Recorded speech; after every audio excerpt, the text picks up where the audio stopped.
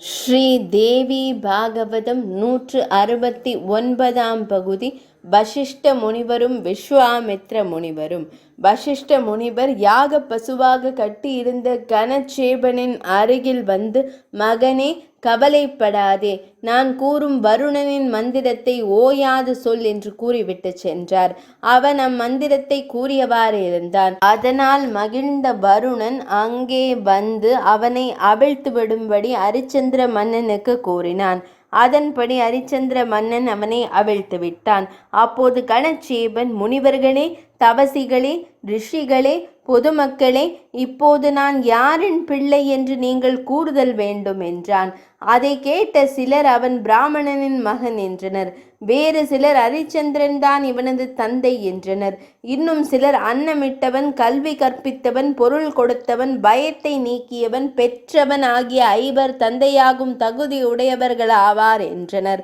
அப்போது வசிஷ்ட முனிவர் கூறினார், இவனை பெற்ற அஜீகர்த்தனுக்கு இவன் மீது அன்பு, இரக்கம், பாசம் எவையும் இல்லை.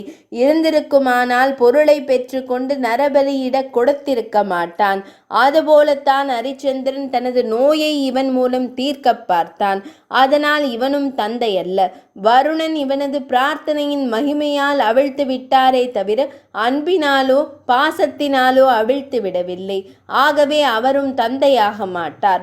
உண்மையான அன்பும் பாசமும் பற்றும் இரக்கமும் கொண்ட விஸ்வாமித்திரரே இவனுக்கு தந்தையாவார் என்றார். அதனால் மகிழ்ந்த விஸ்வாமித்ர முனிவர் அவனை அழைத்து கொண்டு தனது ஆசிரமத்திற்கு சென்றார். அதன் பின் வசிஷ்ட முனிவரும் விஸ்வாமித்ர முனிவரும் இந்திர சபைக்கு வந்தனர். வசிஷ்ட முனிவர் வந்த நேரம் முதல் அரிச்சந்திரனை புகழ்ந்தவாறு இருந்தார். அவன் சத்தியவான், பொய் பேச மாட்டான். அவனை போல ஒரு நேர்மையான தர்ம சிந்தனை உள்ள ஒரு மன்னன் உலகில் இல்லை. அப்படியானவன் இனி பிறக்கவும் மாட்டான் என்றார். அதை கேட்டு மிகவும் கோபம் கொண்ட விஸ்வாமித்ர முனிவர், தாம் சொல்வதெல்லாம் பொய். அவன் வருணனை ஏமாற்ற எத்தனை பொய் சொன்னவன். தனது மகனை காப்பாற்ற இன்னொருவரின் மகனை பலியிட முனைந்த கொடூரன், நேர்மையில்லாதவன், பொய் கூறுபவன். இதை நான் நிரூபிப்பேன். நீர் நிரூபிப்பீரா?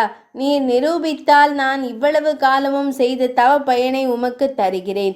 நீர் நிரூபிக்காவிட்டால் உமது தவ பயனை எனக்கு தந்துவிடல் வேண்டும் என்று கூறிவிட்டு வசிஷ்ட முனிவர் மிகவும் சினத்துடன் இந்திரலோகத்திலிருந்து புறப்பட்டார். 169 பகுதி நிறைவடைந்தது.